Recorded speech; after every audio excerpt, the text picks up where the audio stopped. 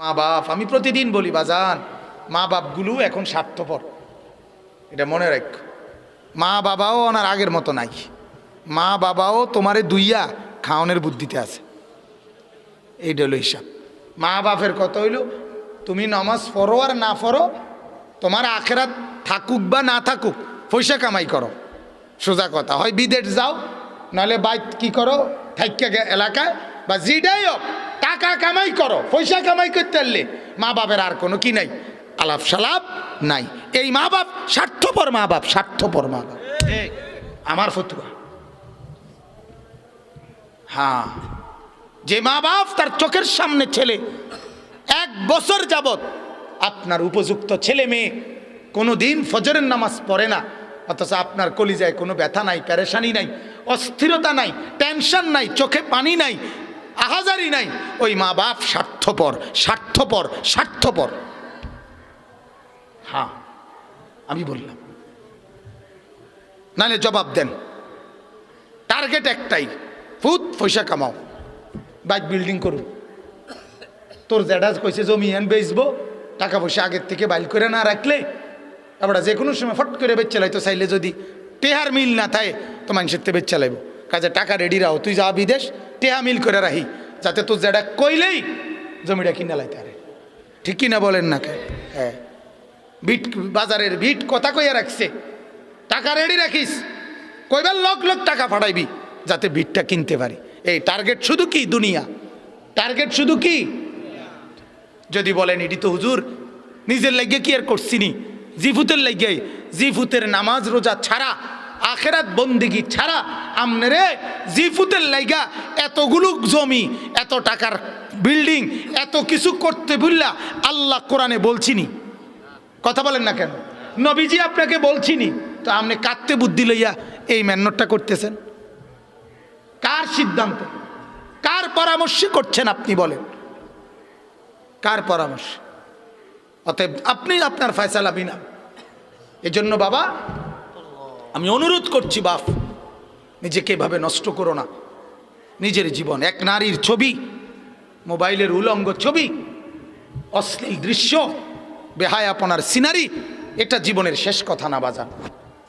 তুমি এজন্যই পৃথিবীতে আসো নাই যে সারা দিন শুধু মহিলার পিছনে শাহওয়াত, এক লজ্জাস্থানের শাহওয়াত, এক যৌন সুখ, এতটুকুর জন্যই তুমি পৃথিবীতে আসো নাই। আরো বহু উদ্দেশ্যে তোমাকে পৃথিবীতে পাঠানো হয়েছে। তুমি শুধু দিবা রাত্রি বেডি লইয়া বইয়ে দেখবা, এটার জন্য তোমার এই পৃথিবীতে বানায় নাই বেটা। আমি ডাইরেক্ট বললাম, খোলামেলা বললাম, খোলামেলা বললাম। এক চুল আমি দেখলাম ছেলে, চুল তো কাটছে কাটছে, এরকম চতুর্দিকে নাই, এরপরও এটা ধরে রাখছে, এমনি ধরে রাখছে, এটা হাঁটতে আছে, এটা নিয়ে কোনো ফইরা নিয়ে যায়, হাইতের চুল। আশ্চর্য, দিবা নিশি এক চুলের জন্য এতটা ফিকির করা। পৃথিবীতে তুমি এজন্যই আসছো? এ চুল লইয়া এত মেহনতের কি আছে? এতটা পরিশ্রম করার কি দরকার চুল নিয়ে? 2000 টাকা দিয়া চুল ডিজাইনেবল করলে কোন ছাগলে তোমার চুলের কারণে তোমার ফিসি ফিসে আটছে সেই কৌসাই? নাফিতটা বুঝি পৃথিবীতে একটা ডিজাইনার হইল? হ্যাঁ, পৃথিবীর কোন দেশে কোন ভদ্রলোকের কাছে নাফিত ডিজাইনার? কথা বলেন না কেন মিয়া? কোনখানে আছে এরকম? তাহলে এই চুলের ডিজাইনার কে? নাফিতটা ছাড়া কে? কথা কয় না। বুয়েটের ইঞ্জিনিয়ারে এই চুলের ডিজাইন করছে, ঢাকা ইউনিভার্সিটির লেকচারাররা, প্রফেসররা এই ডিজাইন করছে। তো কে করছে? এটা নাফিতটাই করছে বেটা। তোর রুচি দেখ বেটা, তুই বেটা, তোর শিক্ষার গুণ তুই দেখ বেটা, তোর নিজের বিবেককে তুই বল বেটা, তোর ডিজাইন কে করলো? আমার এই ডিজাইন মোহাম্মদ আরবির ডিজাইন, আমার এই দাড়ি আমার রসুলের ডিজাইন, আমার মাওলার দেওয়া ডিজাইন। তোমারটার লগে তুমি তুলনা করো? আমার চাইতে তুমি বুদ্ধিমান কেমনে? বুঝায় দাও আমারে। দাঁড়াও, দাঁড়াও বেটা, বলো মিয়া। কোরআনুল কারীমে আছে, আল্লাহ তাআলা বলেন, ওয়ালাকাদ খালাকনাকুম সুম্মা সাওয়ারনাকুম, বান্দা আমি তোমাকে বানিয়েছি, আমি তোমাকে সাজিয়েছি। বানাইছে কে? সাজাইছে কে? হ্যাঁ, এটা কোরআন। আল্লাহ বলে আমি বানিয়েছি, আমি সাজিয়েছি, বানাইছি আমি, সাজিয়েছি আমি। আমার সাজের চাইতে উত্তম সাজ হইতে সিবগাতাল্লাহ ওয়া মান আহসানু মিনাল্লাহি সিবগা। আল্লাহ বলেন বান্দা আমি মাওলার রঙে রঙিন হও, আমি মাওলার রঙের চাইতে উত্তম কোন রং ঢং আর হইতে পারে না। যদি বলেন মাওলা কোনটা আপনার রং, কোনটা আপনার ঢং, আল্লাহ বলবেন লাকাদ কানা লাকুম ফি রাসূলিল্লাহি উসওয়াতুন হাসানা। আল্লাহ বলবেন বান্দা ওই যে আমার এক বন্ধু পাঠিয়েছি, যে বন্ধুকে 63 বছর জমিনে রেখেছি, যে বন্ধুকে 23 বছর দিবানিশি তোমাদেরকে দেখিয়েছি, বন্ধুর হাসি, বন্ধুর কান্না, বন্ধুর হাঁটা, বন্ধুর চলা, বন্ধুর আহার, বন্ধুর নিদ্রা, বন্ধুর চলন, বন্ধুর বলন, বন্ধুর আচরণ, বন্ধুর উচ্চারণ, ওইগুলোই হচ্ছে আমি মাওলার রং আর ঢং। সে বন্ধুকে মুহাম্মাদুর রাসূলুল্লাহ সাল্লাল্লাহু আলাইহি ওয়াসাল্লাম। আল্লাহ বলেন বন্ধুকে দেখো, বন্ধুর মতো সাজো, আমি মাওলার মহব্বত পেয়ে যাবা। সুবহানাল্লাহ। ফাত্তাবিউনি ইউহিব্বুকুমুল্লাহ, আমার বন্ধুকে অনুসরণ করো, আমি মাওলার ভালোবাসা পেয়ে যাবা। ওয়াগফির লাকুম যুনুবাকুম, আমি আল্লাহর মাগফিরাতও পেয়ে যাবা। আর আমার ভালোবাসা আর আমার মাগফিরাত পেয়ে গেলে তোমার ঠিকানা জান্নাত। কোথায়? এই জন্য বাজান ভাবেন, ভাবেন, আমিও ভাবি, আপনিও ভাবেন, আপনিও ভাবেন নিজের জীবন বুদ্ধিমান কিনা। আপনি মিলান, বুদ্ধিমানদের সাথে আপনার জীবন মিলান, বিবেকবানদের সাথে আপনার জীবন মিলান। সারা দিনে কখনোই আল্লাহর সেজদা করতে মন চায় না, ফজরের নামাজ কোনো দিন পড়তে মন চায় না। 1 বছরে 6 মাস এভাবে পার হলো যে জীবনে কোনো সেজদা নাই, সারা দিনে একটা সেজদা নাই। যুবক তুমি মানুষ রইলা কেমনে? আরেকবার ভাইবো বাপ, আরেকবার ভেবো বাজান, তুমি আর জানোয়ারের মধ্যে কোনো তফাত আছে কিনা আরেকবার দেখো বাজান। কুত্তার দিকে একবার চাইও বাপ, তোমার সাথে তফাত দেখা যায় কোনো কিছুতে? একটু দেখো বাপ। শুয়োরের সাথে একটু দেখো বাপ, তোমার কোনো পার্থক্য আছে কিনা তুমি মিলায়ে নিও বাজান। সেজদাবিহীন জীবন, সারাদিনে 5 ওয়াক্ত নামাজের 1 ওয়াক্ত নামাজও কপালে জুটলো না। তোমার মাঝে আর জানোয়ারের মাঝে কোনো তফাত আছে কিনা? জানোয়ারকে আরেকবার দেখো, দেখে মিলাও, দেখে মিলাও, দেখে মিলাও। পৃথিবীর হিন্দু, বৌদ্ধ, ইহুদি, খ্রিস্টান যুবক যেই চেহারায়, যেই সুরতে, যেই আকৃতিতে, যেই আচরণে, তোমার মাঝে তার সাথে কোনো পার্থক্য আছে কিনা তুমি একটু মিলাইও, তুমিও মিলাইও বাজান, মিলাই দাও। আমরা মিলাই নিছি আলহামদুলিল্লাহ। আমরা জিন্দিগি হাজারো তুফানের পরে পৃথিবীতে কত আধুনিকতা, কত মডেল, কত কিছু আসছে গেছে, আল্লাহর কসম 41 বছরের এই জীবনে আর কোনো দিন পাঞ্জাবি ছাড়া অন্য কিছু বদলাইতে হয় নাই। পৃথিবী আরো কিছু আউগাক নলে ফিচ্চাক, হ্যাঁ, পৃথিবীতে রোদ উড়ুক নলে তুফান উড়ুক, আমরা বুঝ করে নিছি আলহামদুলিল্লাহ। তৃপ্ত আছি, সুখে আছি, খুশিতে আছি। আল্লাহর গোলামি, রসুলের সুন্নতের ইত্তেবা, এর মধ্যে যেই তৃপ্তি আছে, যে সুখ আছে, গোটা পৃথিবীর কোনো নাফরমানের কাছে ওই সুখ নাই, নাই বাজার, নাই, নাই। আমি তো প্রায় বলি বুঝার জন্য, স্বামী স্ত্রীর বৈধ হালাল, একজন পবিত্র স্বামী স্ত্রীর বৈধ হালাল মিলনে একবারে যেটুকু সুখ মিলে, পৃথিবীর সমস্ত নাফরমান উলঙ্গ ছবি দেখে বছরের পর বছর ওই সুখের নাম গন্ধ মেলে না। গুনার মধ্যে সুখ নাই, নাফরমানির মধ্যে যত নর্তকী দেখছো তুমি এই পর্যন্ত সুখ কি পাইছো? প্লাস্টিক দেখতে কি পাইলা?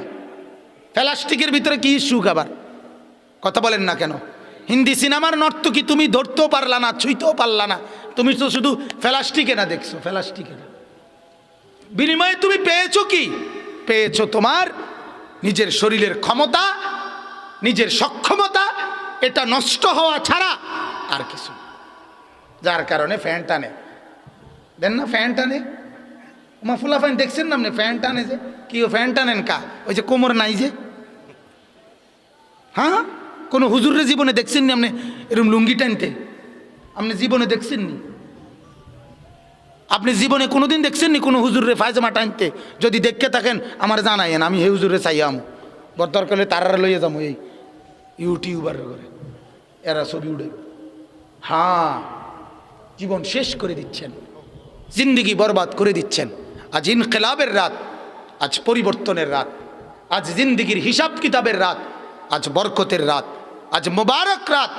এই মুবারক রাতে যুবক মুসলমান, পর্দার আড়ালের মা আর বোন, সবার কাছে অনুরোধ, এক ভাইয়ের অনুরোধ, এক বন্ধুর অনুরোধ, এক সন্তানের অনুরোধ, আপনাদের এক দরদি বন্ধুর অনুরোধ করছি, বাজান নিজেদেরকে বদলান, নিজেদের জীবন আরেকটু সাজান। এভাবে লাগাম ছাড়া জীবন ছেড়ে দিয়েন না। জিন্দিগি যেভাবেই কাটান, রাত ভোর হবেই, দিন রাত হবেই, কবরে যেতে হবেই। ঠিক কিনা বলেন না? মানেন কিংবা না মানেন, গ্রহণ করেন কিংবা বর্জন করেন, হ্যাঁ, আল্লাহর গোলামি করেন আর নাফরমানি করেন, নির্দিষ্ট সময়ে চলে কিন্তু যেতেই হবে।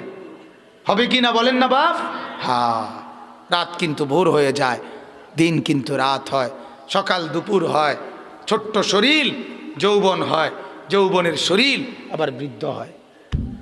হয় কি না? দেখতে দেখতে ওনার খবরও নাই কোন দিন ওনার জওয়ানি শরীর থেকে শরীরের সক্ষমতা চলে গেছে হাতের জায়গায়, কিন্তু কি সেই যৌবনের শক্তি আছে না? হাত পাও সব জায়গাত আছে না?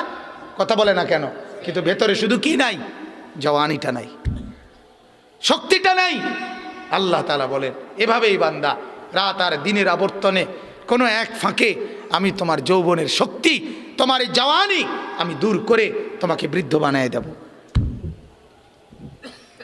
তুমি টেরও করতে পারতে, দেখতে দেখতে নাই। আমার বয়স যখন 40 বছর শেষ হয়েছে, এরপর থেকেই আমার কোমরে ব্যথা, মেরুদণ্ডের হাড়ে ব্যথা। আমি একটা আলাদা সিটে বসি, এটাতে না বসলে আমি ব্যথা পাই। আপনার এটা ডাক্তার দিছে আমারে। আমি প্রথম যেদিন এই কোমরের ব্যথা, মেরুদণ্ডের ব্যথার জন্য প্রথম যেদিন ডাক্তার দেখাইছি, উনি আমারে জিগাইছে, হুজুর আপনার বয়স কত? আমি বললাম 40 শেষ হয়ে স্যার 41-এ পড়ছে। সাথে সাথে ভালো ডাক্তার মাশাআল্লাহ, উনি আমারে বলছে, হুজুর এখন থেকে বাকি হায়াত রোগ শোক নিয়ে বাঁচতে হবে, এটার জন্য রেডি হয়ে যান। রঙের ঘুড়ি শেষ, রঙের ঘুড়ি কি শেষ। আজ আমি এরকম বয়ান থেকে নাইমা আস্তা 7 আপ ফ্রিজের ঠান্ডা, একদম ঠান্ডা 7 আপ, আস্তা 7 আপ 1 লিটার আধা লিটার পুরোটা খাইতাম তখন। কিন্তু এখন যে দেখেন গরম পানি ছাড়া একটু এই আলাদা আপেল আঙ্গুর এগুলো খাইতেও ভয় লাগে যে ঠান্ডা নিয়ে লাগিয়ে যায়। এই জিন্দিগি, সময়ের ব্যবধান, অল্প সময়ের ব্যবধান, জিন্দিগি এলোমেলো। অতএব বাপ, রাত গভীরে অনুরোধ করছি, আজ পরিবর্তনের রাতে, এক বরকতময় রাতে এখনই ইনশাআল্লাহ আমরা গুনাহ থেকে তওবা করব। ঠিক আছে ইনশাআল্লাহ? সিদ্ধান্ত নিতে পারিনি বাপ, দেখো না, একটু হিম্মত করো না ভাইয়া। আল্লাহ আমাদেরকে তৌফিক দান করুক আজকের এই শবে বরাতে। তাহলে আমি এবার আয়াতগুলো থেকে অল্প একটু কথা বলে আমার কথা, আমি মূল কথা, আমি যেই আহ্বানটা করতে চাইছি সেটা আমি করে ফেলছি। আমার মূল আবেদন এটাই, যুবক তুমি বদলে যাও, মা আপনি বদলে যান, বোন আপনি বদলে যান, বাবা আপনি বদলে যান, মুরব্বীরা চায়ের দোকানের আড্ডা ছেড়ে দেন, বিড়ি খানার অভ্যাস ছেড়ে দেন, মিথ্যা কথা বলা গালিগালাজ করার অভ্যাস ছেড়ে দেন, হারাম উপার্জন ছেড়ে দেন, টেলিভিশন ঘরে নাটক সিনেমা নর্তকীর নাচ, এই অবস্থায় কবরে যাইয়েন না বাজান। এভাবে কবরের ঘরে রাইখা, ঘরওয়ালাদেরকে টেলিভিশনের উপরে রাইখা আপনার কাছে অনুরোধ, কবরে যাইয়েন না। আমার আব্বা যেদিন কবরে গেছে, ইন্তেকাল করছে, আমরা 5 ভাই 3 বোন, আমাদের ছেলে পেলে মিল্লা 25 জন, প্রায় 25 জন আমরা চতুর্দিকে বসে আল্লাহর কোরআন পড়তেছিলাম। আল্লাহর কসম, আমার আব্বা, এরপরে আব্বা জীবিত তখনও, লম্বা হয়ে শ্বাস টানতেছিল, তখন আমরা কোরআন পড়া অবস্থায় আমাদের ঘরে বাসায় আমার আব্বা ইন্তেকাল করছেন। আমি মাকে সব সময় বলছি, মা এখনও আছেন, মা যখনই আব্বার কথা উঠায় তখন আমি বলি, মা আমার আব্বার আশা করি কোনো আফসুস থাকবে না, কারণ ফেরেশতা জিজ্ঞাসা করলেই আমার বাপ বলবে, মাওলা আমি আমার 28 থেকে 25 থেকে 28 জন জিফুত নাতি নাতনি আপনার কোরআন পড়া অবস্থায় রাইখা আপনার কাছে আসছি। অনুরোধ বাজার, ঘর কিসের উপরে রেখে যাচ্ছেন? ফার্নিচার দিয়া কবরে হিসাব হবে না, সেজদা দিয়া, সেজদা দিয়া। কি দিয়া? সেজদা, জিকির, তেলাওয়াত, তসবিহ, কোরআন, দান, সাদাকা, আল্লাহর মহব্বত, রসুলের অনুসরণ, সুন্নাত, এর দ্বারা হিসাব হবে। মাটির উপরের ঘর সাজে খাট পালং আর সোফা দিয়ে, মাটির ওই পাশের কবর সাজে সেজদা এবং তেলাওয়াত জিকির দিয়ে। এই ঘর যদি সাজাইতে হয় সোফা আর ফার্নিচার দিয়ে, সেই ঘর মাটির ওই পিঠে আর একটা ঘর আছে না আমার, বোঝেন নাই আমার কথা? মাটির উপরে যেমন আমার একটা ঘর আছে, মাটির ওই পিঠে আমার আর একটা ঘর আছে কিনা? হ্যাঁ, এই ঘর যেমন সাজাইলাম সোফা দিয়ে, ওই ঘর সাজাইতে হবে সেজদা দিয়ে, জিকির দিয়ে। দোনোটাই আমার ঘর, দোনোটাই আমার ঘর। এই ঘরের জন্য 60 বছর শেষ করে দিলেন বাজান, ওই ঘর সাজাবার জন্য আরেকবার হায়াত পাবেন? আরেকবার ফিরে আসতে পারবেন? তো কেমনে বলেন, কেমনে? এই 100 টাকা হুজুরে দিলে এতে সারবে না, এই দোয়া করে দিলে হুজুরে 100 টাকা দিয়া আর আপনার নাফরমানি সব চলবে, আপনার সব নাফরমানি আমি আপনার এই বেহেস্ত দিয়ে ফরুম। বেহেস্ত আমার দ্বারা তো টেন্ডার দিছে, কে কথা কন না? বেহেস্ত আমি তো টেন্ডার লইছি, ঠিক না? তাইলে আমি তো দৌড়ের উপরে, উনিও তো দৌড়ের উপরে। হাসরের ময়দানে ওনারে হিসাব দিতে হবে না, আমারে দিতে হবে না, বলেন না বাজান? তাইলে ভাবেন, হাত্তা ইদা জা আহাদাহুমুল মাউতু ক্বালা রাব্বিরজিউন, কোরআনের আয়াত আছে, আল্লাহ বলেন প্রতিটা নাফরমানের সামনে মৃত্যুর মুহূর্তে মালাকুল মউত আজরাইল এসে দাঁড়াইলে প্রত্যেকটা পাপী আল্লাহর কাছে বলবে, আল্লাহ দুনিয়াতে আরেকটু থাকতে দেন, মালাকুল মউতকে যেতে দেন, আমার আরেকটু সুযোগ দেন, লাআল্লি আ'মালু সালিহান ফীমা তারাকতু, আল্লাহ যে আমলগুলো করি নাই সেই আমলগুলো এখন একটু সুযোগ পাইলে করব, আপনি আমাকে একটু সুযোগ দেন। আল্লাহ কোরআনে বলেন, কাল্লা কখনোই না, ইন্নাহা কালিমাতুন হুয়া কাইলুহা, এরে নাফরমান এগুলা তোর কথার কথা, এগুলা তোর ফাঁকা বলি, তুই মিথ্যুক, তুই এগুলো এমনি বলছিস, আমি তোকে আর দুনিয়ায় ফেরত যেতে দেব না, এখন থেকে নিয়ে ইসরাফিলের ফু পর্যন্ত তুই ওই কবরেই পড়ে থাক। ওয়ামিন ওয়ারাইহিম বারযাখুন ইলা ইয়াউমি ইউবআসুন। এইখানে এই আয়াতগুলোর পরে আছে, এরপরে যখন জাহান্নামে ফেলবে হাসরের ময়দানে নাফরমান তখন আল্লাহকে বলবে, রব্বানা গালাবাত আলাইনা শিকওয়াতুনা ওয়া কুন্না কওমান দাল্লিন। যুবক শোনো আমার এই কথা, আল্লাহর কাছে নাফরমান জাহান্নামে পড়ে বলবে, আল্লাহ আমার এই কপাল বড় মন্দ, আমার এই কপাল বড় বদনসিব, আমি বড় অসভ্য, দাল্লিন গোমরা নাফরমানদের সাথে আমার জিন্দেগি কাটছিল, এই কারণে মাওলা আজ আমি আটকায় গেলাম, হ্যাঁ এটা বড় বিষয়, আমার জীবনের সৌভাগ্য, আমি নেককারদের সাথে চলছি।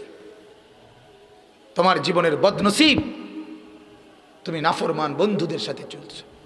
যে বন্ধু তোমার উলঙ্গ ছবি দেখায় সে বন্ধু না, যে বন্ধু তোমারে নর্তকীর খবর বলে সে বন্ধু, যে বন্ধু তোমার আরেক অসভ্য মেয়ের প্রেমের লাইন করে দেয় ওইটা বন্ধু না, ওইটা জানোয়ার, ওইটা ইবলিস, ওটা শয়তান, ওটা ইবলিস ছাড়া আর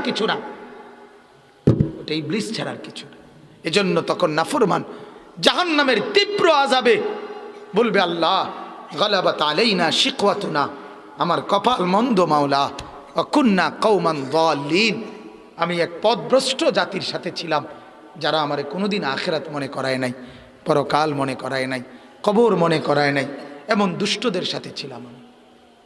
তার এরপরে বলবে, রব্বানা আখরিজনা, আল্লাহ আমাকে এখান থেকে বাইর করেন, আমি আর পারছি না মাওলা, আমি আর আযাব সহ্য করতে পারছি না, আল্লাহ আমাকে একটু উদ্ধার করেন। ফাইন উদনা, যদি আল্লাহ আবার আমি নাফরমানি করি, ফাইন্না যালিমুন, তাহলে আমি বড় পাপী। আল্লাহ বলবেন ক্বাল আখসাউ ফিহা, এইখানে কোরআনে আছে, আল্লাহ বলবেন নাফরমান তুই এই জাহান্নামের মধ্যেই পড়ে থাক, ওয়ালা তুকাল্লিমুন, একটা শব্দ করবি না।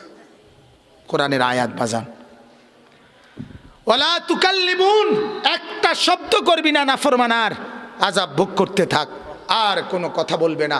তাফসীরের মধ্যে আছে, আমরা নিজে পড়ছি, যখন আল্লাহ বলে ফেলবে কোনো জাহান্নামীকে তুই আর কথা বলবি না, তখন আর ওই নাফরমানের জবান দিয়ে জাহান্নামে আর কোনো শব্দ বের হবে না।